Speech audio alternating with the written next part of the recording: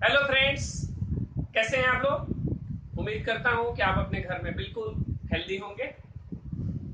पिछली वीडियो में मैंने 1.2 तक सॉल्व किया था, तो आज मैं रियल नंबर का एक्सरसाइज 1.3 आपके सामने लेकर के आया।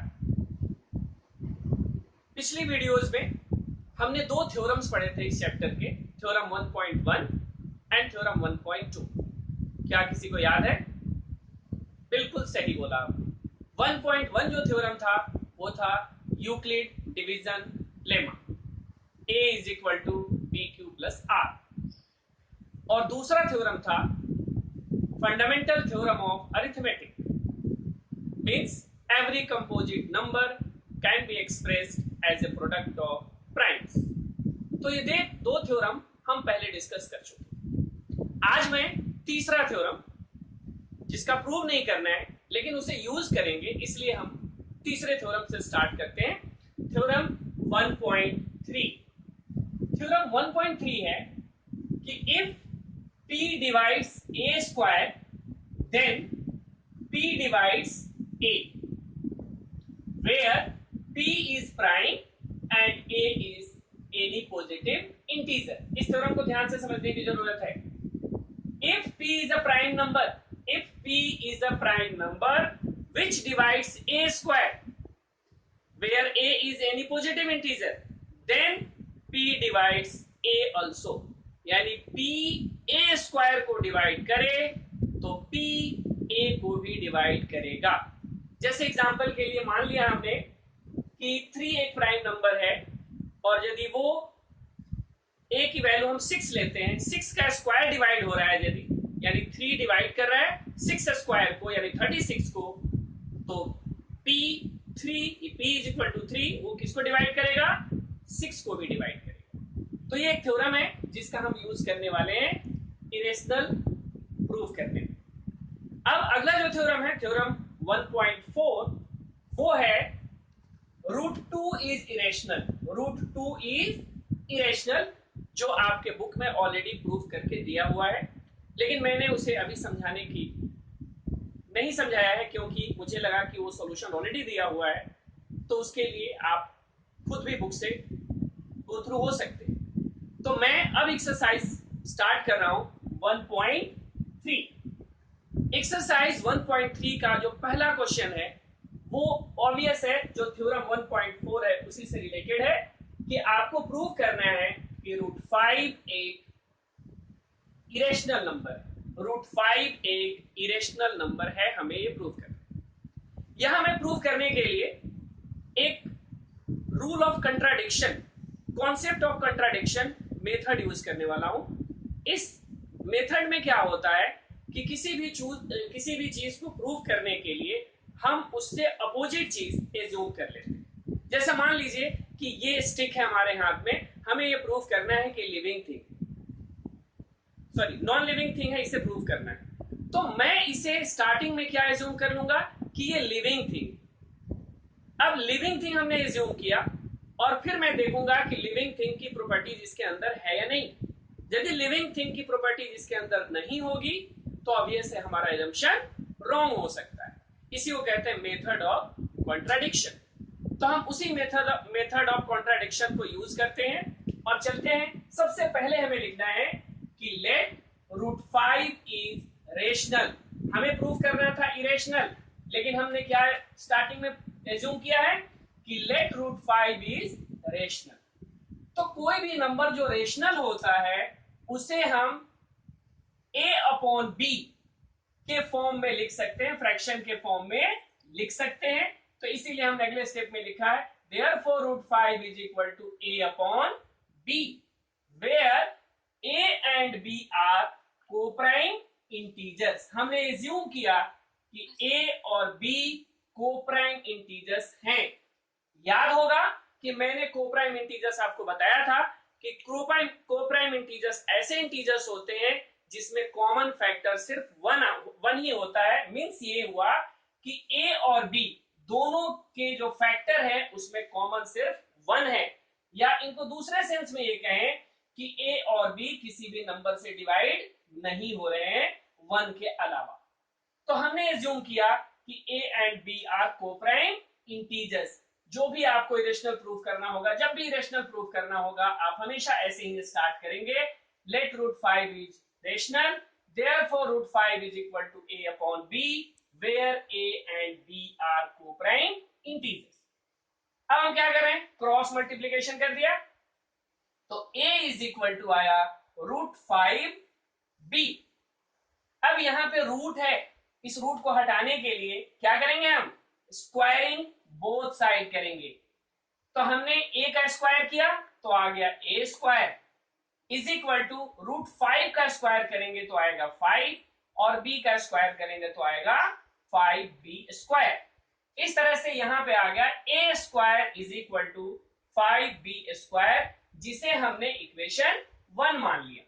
अब ध्यान से देखिए, a स्क्वायर की जो वैल्यू है वो क्या है, 5b स्क्वायर। a स्क्वायर की जो वैल्यू है वो 5b स्क्वायर है। अब आपको क्लियरली दिख रहा होगा कि ये चीज यानी 5b स्क्वायर जो है वो किससे डिवाइड हो सकता है, 5 से डिवाइड हो सकता है।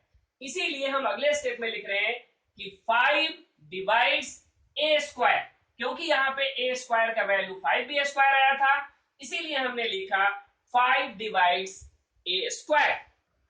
तो हमने जो थ्योरम पढ़ा था 1.3, उस थ्योरम क्या था कि if p divides a square then p divides a also. तो हमने पीछे अभी प्रूव किया कि 5 a स्क्वायर को डिवाइड कर रहा है, इसीलिए उस थ्योरम को जब हम यूज करेंगे तो हम लिख सकते हैं 5 डिवाइड्स a आल्सो, यानी हमने a का एक फैक्टर 5 निकाल लिया। जब a 5 का फैक्ट a 5 से डिविजिबल है तो ऑब्वियस है कि a को हम 5c एज्यूम कर सकते हैं, यानी a जो होगा वो 5 का मल्टीपल होगा। इसीलिए हमने लिखा है now let a is equal to 5c for any integer c। अब आपको क्या करना है, a is equal to 5c जो हमने अभी लेट किया, इसे इक्वेशन 1 में पुट कर देना है। हमारा इक्वेशन 1 क्या है, a square is equal to 5b square. तो a के जगह हमने लिखा 5c स्क्वायर किया is equal to 5b square, solve किया तो 5 का square 25c square is equal to 5b square. अगले स्टेप में ये 5 इस साइड आया तो 25c square upon 5 is equal to b square, solve करके आ गया 5c square is equal to b square. अब ध्यान से देखिए, यहां पे b स्क्वायर की वैल्यू क्या है, b स्क्वायर की वैल्यू है 5c स्क्वायर। 5c स्क्वायर का मतलब हुआ कि b square is divisible by 5, या यूं कहें कि 5 डिवाइड्स b स्क्वायर। तो इसीलिए हमने यहां लिखा है कि देयरफॉर 5 डिवाइड्स b स्क्वायर। अब यदि थ्योरम 1.3 यूज करें तो यदि 5 b स्क्वायर को डिवाइड कर रहा है तो 5 डिवाइड्स b आल्सो। अब यहां पे 5 डिवाइड्स a आल्सो, यहां पे है 5 divides b also, therefore 5 divides a and b both. हमने ये प्रूव कर दिया कि 5 दोनों को डिवाइड कर रहा है, a को भी और b को भी। बट हमने एज्यूम किया था, but we assume that a and b are coprime integers. हमने एज्यूम किया था कि ये कोप्राइम इंटीजर्स है, लेकिन यहां पे क्या हुआ कि 5 एक ऐसा नंबर आ रहा है जो a को भी डिवाइड कर रहा है, b को भी डिवाइड कर रहा है। इसका मतलब कि हमारा जो एजम्पशन है वो रॉन्ग है, गलत है। तो मैंने आगे लिखा दिस कॉन्ट्राडिक्शन हैज अराइजन, यानी ये कंट्राडिक्शन इसलिए हो रहा है ड्यू टू रॉन्ग एजम्पशन। हमने स्टार्टिंग में ही जो एजम्पशन रखा है वो रॉन्ग है, इसलिए ये कंट्राडिक्शन अराइज हो रहा है। So we conclude that root 5 is irrational. इसी तरह आप कोई भी प्रूफ करने वाले पार्ट को आपको इसी तरह प्रूफ करना है, यानी आप पहले उसे रेशनल मानेंगे, उसके बाद उसे a अपॉन b के फॉर्म में लिखेंगे और ऐसे ही सॉल्व करेंगे। आप रूट 2, रूट 3, रूट 5 ये तीनों आप जरूर से करेंगे, क्योंकि इन तीनों में से कोई भी एक प्रूफ करने के लिए आ सकता है। चलते हैं क्वेश्चन नंबर 2 की तरफ। क्वेश्चन नंबर 2 में है हमें ये प्रूव करना है कि 3 प्लस 2 रूट 5 इज इरेशनल। हमें प्रूव करना है 3 प्लस 2 रूट 5 इज इरेशनल। तो हम स्टार्ट कैसे करेंगे? स्टार्टिंग में ये एज्यूम करेंगे कि लेट 3 प्लस 2√5 इज रेशनल। ये रेशनल है। जब ये रेशनल है तो इसे a बाई बी के फॉर्म में हम लिख सकते हैं। तो अगले स्टेप में वही लिखा है कि 3 plus 2√5 is equal to a upon b, where a and b are coprime integers. अब क्या करना है? आपको 3 को इस साइड लेके जाना है। तो अगले स्टेप में हो गया 2√5 is equal to a upon b minus 3। अगले स्टेप में हमने इस पार्ट को a अपॉन बी माइनस 3 को एलसीएम लेके हमने कंबाइन कर दिया। तो b और 1 का एलसीएम हो गया b, यहां पे आएगा a और यहां आएगा 3b। तो 2√5 is equal to a minus 3b upon b। अब अगले स्टेप में हम इस 2 को इस साइड लेके जा रहे हैं। एक्चुअली हम कुछ भी करें, किसी भी तरीके से सॉल्व करें, सॉल्व करके हमें करना ये है कि इरेशनल पार्ट को एक तरफ रखना है और बाकी सारे पार्ट को जो है दूसरी तरफ आपको शिफ्ट कर देनी है, यानी इरेशनल ही बनना, सिर्फ लेफ्ट साइड में इरेशनल होना चाहिए। तो हमने यहां लिखा √5 is equal to a minus 3b और ये 2 यहां पे आ गया तो ये बन गया 2b। अब ध्यान से देखिए इस पार्ट को a minus 3b upon 2b। अब a b 3 और 2 चार यहां पे चीजें इन्वॉल्व दिख रही है, a b 3 एंड 2, और उसमें मैथमेटिकल ऑपरेशन लगा हुआ है माइनस का और प्रोडक्ट का। तो इस तरह से हम ये लिखने वाले हैं कि since a b 2 and 3 are integers, ये सारे इंटीजर्स हैं और इंटीजर्स का कोई भी ऑपरेशनल जो प्रोडक्ट होगा वो क्या होगा? रेशनल नंबर ही होगा। तो इसीलिए ये सारे इंटीजर्स हैं, इसलिए ये पार्ट रेशनल होगा। तो इसीलिए हमने लिखा है कि therefore a minus 3b upon 2b is rational. जब ये रेशनल हो गया तो रेशनल के इक्वल जो पार्ट होगा वो भी रेशनल होगा। तो अगले स्टेप में हम लिखेंगे √5 इज रेशनल। तो देयरफॉर √5 इज रेशनल। लेकिन हमें पता है कि √5 क्या है? इरेशनल है। तो वही आगे लिख देना है, but we know that √5 is irrational. Therefore, our assumption is wrong. So, we conclude that 3 plus 2 √5 is irrational.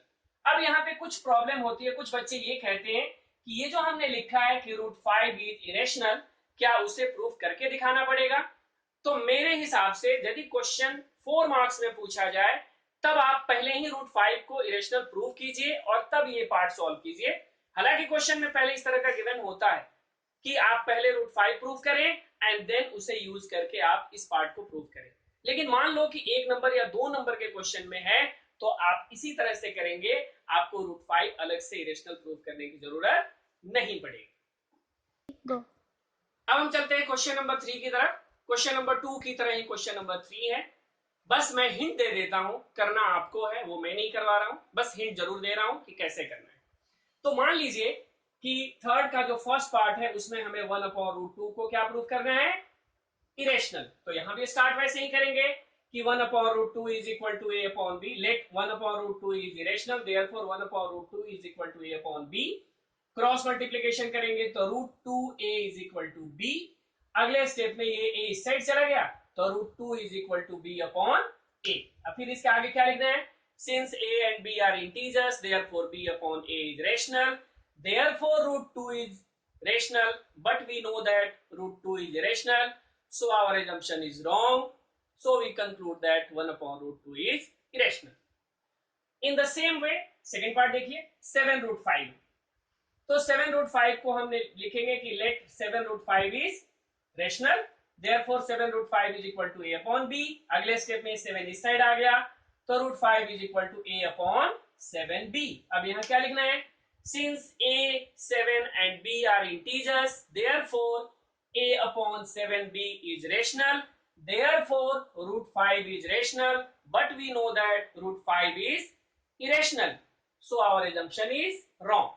In the same way, third part देखिए, 6 प्लस √2 को हमें इरेशनल प्रूव करना है तो 6 प्लस √2 को हम रिज्यूम करेंगे रेशनल, यानी ये हो जाएगा a अपॉन b। अब यहाँ पे हम क्या कर रहे हैं? 6 को इस साइड लेके आए तो root two is equal to a upon b minus six. फिर हमने root two is equal to इसको एलसीएम लेके कंबाइन कर दिए, तो आ गया a minus six b upon b. अब हम लिखेंगे कि a b and six are integers, therefore a minus 6b upon b is rational, therefore root 2 is rational, but we know that root 2 is irrational, so our assumption is wrong, so we can conclude that root 6 plus root 2 is irrational. इस तरह से सारे proof करने वाले ऐसे ही किए जाते हैं। और याद रखिएगा, इस चैप्टर से एक प्रूव करने वाला क्वेश्चन 3 में या 2 मार्क्स में जरूर पूछा जाता है, तो इसलिए इसकी प्रैक्टिस आप अच्छे से करेंगे। इस तरह से आज हमने एक्सरसाइज 1.3 कंप्लीट किया। मुझे उम्मीद है कि आपको मेरी वीडियो बहुत अच्छी लगी होगी। हो सकता है कि कुछ नए व्यूअर हो, तो प्लीज आप नए व्यूअर हैं तो जरूर सब्सक्राइब कीजिए, लाइक कीजिए, शेयर कीजिए, सब्सक्राइब कीजिए और बेल आइकॉन जरूर यूज कीजिए, क्योंकि जब भी कोई मैं नया वीडियो अपलोड करता हूं तो उसकी नोटिफिकेशन आपको मिल जाए और आपका काम पहले हो जाए। Till then, good bye.